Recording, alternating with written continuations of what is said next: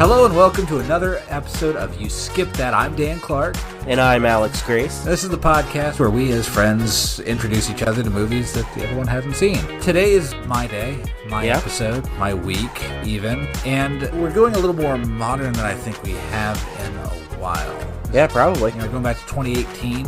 Yeah. Fairly recent movie that I enjoy very much. I saw it in the theater twice, actually. This is I think the only movie I've ever seen twice in a single week in the movie theater. I went and saw this by myself. Megan was out of town visiting a friend. I went and saw this on like a Friday night, and then she got back on Sunday. I went, we're going to the movies. I have to show you this. We should stipulate it's the only non-Star Wars you've seen twice in the same week. That's right. I did see a Star Wars movie. I saw Rise of Skywalker. Twice with me. This is the only movie that I've paid to see twice. Right. Yeah, because we did see that for free once. Yeah, on opening night. Yeah. Anyway, we're talking about the 2019 biopic. Yeah, I've heard it both ways. Yeah, of Elton John, starring Taron Egerton, Jamie Bell, Richard Madsen, Bryce Dallas Howard, a whole bunch of other fantastic people. This is Rocketman. Let's jump right into it. What do you think? You know, I really enjoyed it. Yeah, it's a good movie. It is. It is a very good movie. It's a very flashy movie, which fits the man. Right. I think a Elton John movie that wasn't flashy would be like Heresy, almost. Yeah, I thought it was clever when the first trailer came out. I don't know how much you saw of this before. Not really. But at least the trailer, it said based on a true fantasy. Nice. So, and it does play fast and loose with the events. It is a musical, a jukebox musical of his songs. Be weird if it was anybody else's. Yeah. An Elton John musical starring the music of Elvis. Be kind of weird.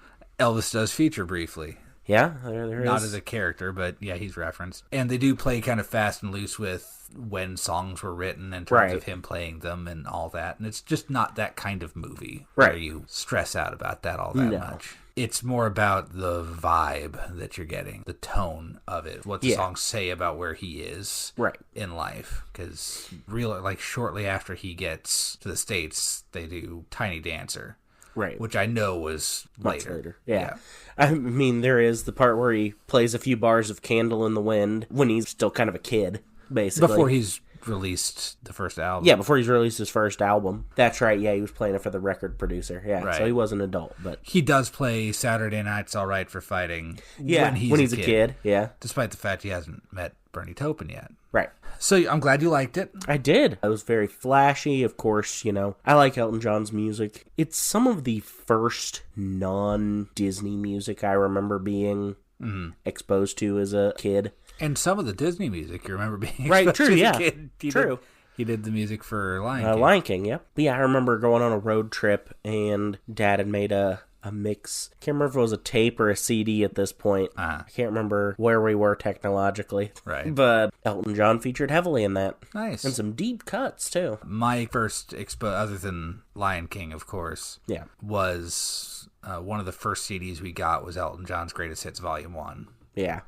Which had, Crocodile Rock and Your Song and Candle in the Wind and all kinds of incredible songs. Yeah. I think I still have a copy of that somewhere in the closet. I don't think I ever got rid of that. What a discography, man. Yeah. And this movie's weird because to our generation, he's the Lion King guy. Yeah. For my entire life, or at least the vast majority of my life, I can't remember exactly when he went to rehab and got clean, he has been clean. Yeah. And his hits have been out there with a couple exceptions. And so to us, or I don't know what your perception of the man is, he's always been kind of a clean guy. Yeah, I knew some of his history. Yeah, but that's always been I was aware of it, but yeah, it was well before my time. I mean, you look at some of those outfits and you go, man, he better have been on something before he went out looking like that. Yeah, I've always thought of him as kind of a clean...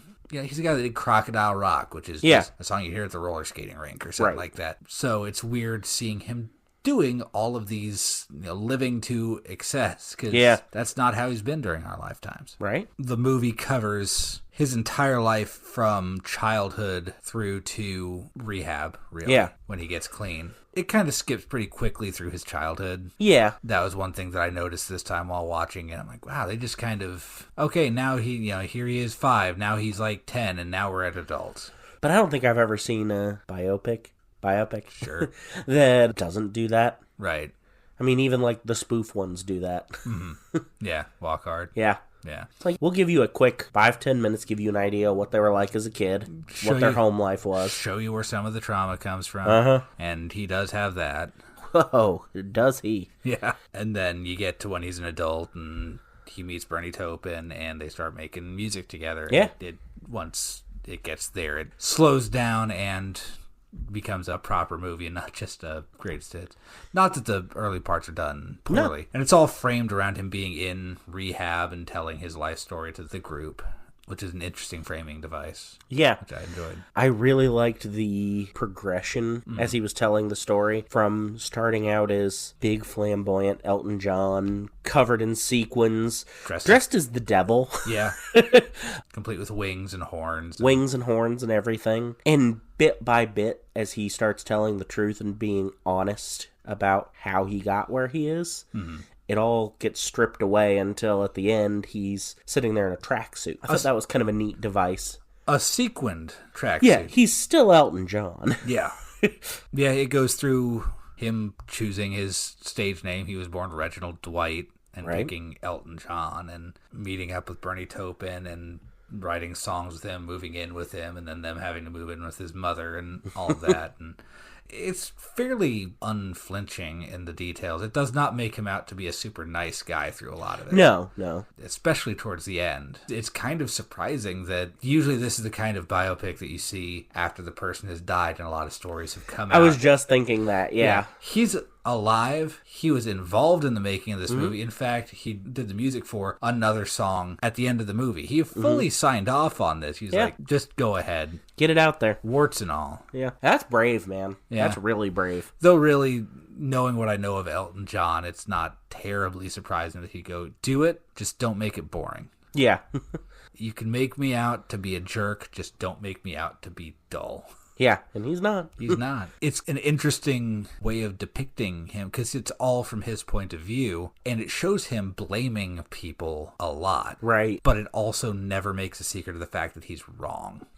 Bernie has betrayed me and left me and everything, and that's not what happened. Right. Which is kind of interesting in making the character, the person, really, seem a little more unhinged as they're going through it. Yeah. It shows us that he's wrong, and then it shows him being wrong about that. He yells at Bernie and says, get out of here. You just go back there and like, I've wanted to work with other writers anyways, and you just write the lyrics or whatever. And then later on, she's like, hey, you left me. And he's just, I don't need him. Yeah. Making music you don't like, and you're miserable, and you told him to leave. Yep. So that's a very interesting way of kind of depicting an unreliable narrator. Right. And really, it's kind of more like he's able to honestly tell the story talking to his therapy group. Mm-hmm. So we're seeing it through both the Elton that lived that in the moment and the Elton who's looking back on it going, yeah, I messed up. But even the telling it at rehab isn't always honest. No. He does say towards the beginning, and he gets more honest as he goes, but he says towards the beginning, oh yeah, my dad loved to talk about music. Right. And loved it and all this. It cuts to him as a kid talking to his dad, and his dad saying, if you're going to be in here while I'm listening to my jazz, you're going to be quiet about it. Never touch my collection. Yeah. The whole relationship with his dad is rough. Ooh, buddy. Yeah. Yeah, his dad is distant and cold and unaccepting. Yeah. There are times where his son goes, when are you going to hug me? And he goes, don't be soft. And that's it. That's the end of the conversation. Yeah. Like, oh my God, like right there in my heart, Yeah. Yeah. And then when he goes and visits him later, and he's just a happy, doting father. To his, new family, while still being just as dismissive to Elton. Almost more so. He's like, hey, can you sign one of your albums for me? Go, yeah, sure. And he starts signing it to Dad. He goes, actually, could you sign it to John? He's a guy at the office. I would really appreciate it. Like, oh, cool. I'm not even doing something for you. Yeah. You're being callous for someone else. Yep. And then his relationship with his mother as well. Yeah. His relationship with his grandmother seems lovely. Seems great, yeah. Yeah. Yeah, there were a couple times in this where you laughed. I'm like, no, don't laugh. Just wait a second. He calls his mom and comes out to her, and she goes, oh, I've always known that. And you laughed. I'm like, don't. Yeah. This takes a left turn real soon. And it is. I felt it, yeah. It is delivered in kind of course, like, you're Elton John. Like, I've known since. It almost feels like it set you up for that. Like, oh, sure, yeah. I mean, yeah. You can even see it on his face, like, God, like. Oh, acceptance. I'm accepted. And she goes, I just hope you know that you're setting yourself up for a life without love. Yeah. It's like, what did you just say to your son? Yeah. I have a friend who is a big Elton John fan. She went and saw him in concert. I think it was on his farewell tour that lasted like 3, 4, or 5 years. And even when she saw this, said it was really good. I don't think I'm ever going to watch that again. It just doesn't make me feel happy things. More of your thoughts. I came into this knowing it was going to be fairly heavy, so I wasn't too shocked. Right. I was like, I know just enough about Elton John's history and the time period this is taking place in to go, yeah, this is not going to be a happy movie. Right. There are very brief moments in it where he is happy. Right. Like early success. He's thrilled that people love him. Of course. And then it's significantly less happy as he goes on and gets into drugs and alcohol. And something I liked, how they kind of showed all of that's effect on him is early in the movie the transitions are pretty smooth and seamless between bits of the story and time periods, and like even when it transitions from him being a kid to him being an adult, it's this smooth, really cool cut of him like climbing through a fence, and then he comes out the other side an adult and picks up Saturday Night's All Right for Fighting right where he left off. Yeah, he ducks through a hole in the fence and comes out on the other side looking like Taron Egerton. I mean, we should all be so lucky, yeah. But then as he starts getting into the drugs and the alcohol and everything else that's going on, the transitions are like he'll be in the middle of a song, just bam, over, and he's waking up in his bed asking where he is. Right. I thought that was kind of a cool way of showing what was happening to him. I also thought it was interesting. There's the montage where he's really losing himself, and it's him playing the piano, and the camera's whipping around and everything, and he's singing Pinball Wizard, which isn't even his song. Right. Which kind of gives, if you know anything about the music, like if you're just a real casual fan, you're not into classic rock and all that, it's a kind of a harrowing sequence anyways. It feels really unhinged and everything. But if you do know about the music, like, I mean, he sang that song, but that's not a song that he wrote the music to or Bernie wrote the lyrics to. That's The Who. Yeah. At first I thought that was an interesting inclusion. I was like, that's a weird choice. I know he sang that. And then I'm like, oh, okay. Yeah. That's part of the story. Yeah, this is a fairly hard R. Like, if you have a kid who's kind of into, I really like Crocodile Rock, and, your song is kind of pretty, and, I love the music from The Lion King. First off, this movie was not made by Disney, so they don't use The Lion King music. No. Don't cover that at all. And it's also well before that. Yeah. It's also not appropriate for kids. No, not remotely. I can't think of, like, a 10 minutes. Well, I guess the part where he is a kid. Yeah, is but that would probably largely appropriate. Probably be boring for a kid. Yeah. But any part where he's an adult, like there's not a 10-minute stretch where he's not doing some illegal substance or doing something destructive or something. It's not a sanitized version of the man's life. No. Yeah, that's an interesting thought you have on the editing of it. Yeah. It's kind of choppier towards the end when he's getting more and more destructive. Yeah. I also like the first time this movie really made me just stop and go, wow, was the part where he's playing the troubadour and he does the double leg kick while playing the piano.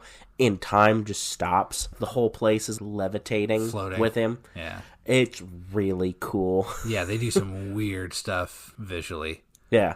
Cool transitions and all of that. Him turning into a rocket while singing Rocketman. And then flying up into his own airplane. And then when it cuts to him immediately in his airplane, he's kind of smoking. Yeah. I thought that was cool. They do some cool stuff with this. Man, this movie did well. Yeah, I remember hearing about it. $40 million budget, 195.3 box office. Wow. So, yeah. That's a big turnaround. It did well. I remember being surprised that Taron Egerton was not nominated for an Oscar. To think the only thing I have seen that guy in before this is the Kingsman movies. Mm-hmm. And then he made this. Yeah. Wild. Yeah. Very different from his performance in that. Very different. And the fact is, the man doesn't look all that much like Elton John. I mean... No. You know, okay, it's not go look at a picture of him at home. He doesn't look like Elton John, but there are times in the movie where he looks just like him. Indistinguishable at times. There's a very sad scene. It's where he's just, I think it's right after he comes out to his mom, and she's horrible about that, and he's backstage, and he's snorted or taken something, and he's looking at himself in the mirror. Mm-hmm. And it just looks so haggard, and he puts the glasses on and starts practicing his smile. Yes. When he's looking in the mirror, that's Taron Egerton. That's just, he doesn't look like Elton John, but he puts his glasses on, he puts on that big, wide smile with the gap teeth and everything. Like, that's Elton John. Yeah. It's not a case of, oh, well, you know, I know it is because everyone calls him that. It's not Chevy Chase saying, "Hi, I'm Gerald Ford." Right. Had you shown me a picture of him sitting there smiling, I'd go, well, clearly that's Elton John. Yeah. And not just because he's got goofy glasses on. Yeah. And boy, there are some glasses in this movie. There are. Actually, a little bit of trivia here. Early trivia for you folks. Throughout the movie, Taron Egerton wears 53 different pairs of glasses. Wow. I was expecting a bigger number. A bigger number, yeah. But, you know, there you go. That's still a lot. It is. I've worn glasses since I was in the second grade, and I haven't had 53 different pairs. I think you've had maybe 2 since I've known you. Yeah. I don't know enough about Bernie Taupin, who's kind of more behind the scenes, know how much... I don't think he looks like Jamie Bell all that much, but... Yeah, I wouldn't know either. Jamie Bell does a respectable job of it. I like how they head off early on any rumors of, well, you know, Elton's gay and, like, Bernie, maybe? Yeah. Like, there's a scene when they have just recently gotten to know each other. They're sitting on the rooftop talking, and Elton leans in for a kiss, and Bernie goes, "I love you, man," but not like that. Yeah, I thought that was nice. And that's it. Yep. That's all that needs to be said about it. And they're just brothers through the rest of the movie. Yep. Right up to fighting like brothers. Yeah. And then getting back together like nothing ever happened. Yep. Like brothers. One of my favorite moments in the whole movie is Elton and Bernie have a pretty vicious fight in the hallway outside of a performance right before Elton's dressed up. I think he's wearing like the whole parrot headdress like and kind of thing, all the feathers. And he's about to go on stage. Which is based on a real outfit, which they said right in the credits. Yep. Yep. There's some of these where it's like, oh, this has got to be something they made up for the movie. Him dressed up like the Queen. Yeah. Yep. No, it's a real thing. They expanded on it a little bit. Right. Probably with some direction from Elton. Yeah. Like, if I had today's technology. And my budget now, then. Yep. Yeah, he and Bernie have this knockdown, drag-out fight. And Elton starts to walk on stage and then just walks back and puts his hand on Bernie's shoulder and goes, "I'm sorry." And Bernie goes, "I know." Did you notice that when he gets married, that same exchange happens? They're sitting at the table and he goes, "I'm sorry." And she goes, "I know." Yeah. Yeah. Wow, I didn't catch that. No. Yep, I caught that this time. I also like, at the beginning of that whole argument, Bernie says, "Are you okay?" And he says, "I am getting ready to play for a sold-out crowd. I have the #1 album in the world. Again, I'm responsible for 5% of all record sales on the planet. I'm wearing the largest headdress known to man. Why wouldn't I be okay?" Yeah. I liked the largest headdress known to man. That was good. Yeah, just the buildup of all of this, because he's getting bigger. And he's like, "I'm getting ready to play this big concert. Yeah. I have the biggest album in the world. Yeah. I am responsible for a solid percentage of all album sales in the world. I have a fancy hat." Yes. Like, just the build of it. And then, like, and that's the top. That's the biggest one for him. It also does a very good job of, there's no mistaking at any point in the movie what point in time you are. Yes. The 70s look like the 70s. The 80s look like the 80s. Every decade looks... Right. And even the portions of the decade with the costumes and the way it's shot and the set dressing and all of that. It's very faithful to the time. Elton's various looks throughout those years. Yeah. I love, like you said, during the end credits, they show scenes from the movie and real-life photos. and just how often they match almost exactly. Yeah. I will admit, every time I watch this, they start off after the rehab sequence with him at like age something like 7, 8, very young. I go, why that kid? Like, the kid's not he's 6, 7, 8, whatever. Yeah. Of course, he's not going to be a great actor. I'm like, it doesn't really look like Elton John. I would expect the very kind of skinny looking kid. And Elton John has always been a little more round. Yeah. He's not like a big guy, but he's kind of got a round shape to him. Yeah. Especially in the face. And then the last one that they show in the credits is a side-by-side of that kid and him as a kid. And it's spooky how much that kid looks like him. You heard me say, wow. Yep. When I saw that. Yeah. It's crazy. So I'll retract that argument there. Yeah, the casting was incredible. Mm-hmm. Everyone can perform at least as well as they need to. Right. The singing isn't done by a real wide cast. It's mostly Elton singing. Yeah. There's a couple. Bernie hops in on one of the songs, or a couple of the songs. His manager, John Reed, does a little bit of Honky Cat. Yeah. Which is a real fun sequence. That is a very I love fun the sequence. Honky Cat sequence. But Taron Egerton sounds quite a bit like Elton. Yeah, I'm impressed. And he does all of his own singing for that. Yeah. The only time you actually hear Elton John singing is in the end credits. Like I said, everyone's good in this. Bryce Dallas Howard as his mother is good for the scenes that she's there. Yeah. Not in it a ton. She's in more at the beginning. Right, which makes sense. Yeah. And then for a really heartbreaking scene right there at the end. Yep. The dad is in it for like 3 scenes, but that's all we really need him for. Right. The star of it is rightfully Taron Egerton. Mm-hmm. He does some phenomenal acting in this. No kidding. The facial expressions when he's calling home to his mother and coming out. Yeah. That's phenomenal. The rage that you can see on his face in a lot of it is incredible. This guy's got some chops. And the fake joy he puts on stage. It's wild watching those bits where he goes from that rage you're talking about to Elton John the performer out on stage. Well, there's the scene, it's during the song Rocketman, where they've gone from him being in the hospital and them like carrying him, and then it transitions right into him being set down in his Dodgers uniform, and you can see them like sticking something in his arm. He looks so ragged, and then they just push him, and as he comes out on the stage, he lights up. Yeah. And is prancing around like Elton always did. Yep. Got the bat and and the jumping on the piano. Yeah, sparkly outfit and knocking a ball out into the park. And, Yeah, great sequence. Yeah. So yeah, he's really manages to kind of turn it on and turn it off. Yeah. Like a light switch. Mm-hmm. So you've mentioned you have a history. You are an Elton John fan. Yes. Do you have a favorite Elton John song? Ooh, tough. That is tough. That's very tough. That's tough enough that I thought about warning you about it before. Yeah. But I'd rather sit here and watch. No, it depends on the mood I'm in, really. Okay. Some of the more somber stuff is good. Goodbye Yellow Brick Road's fantastic.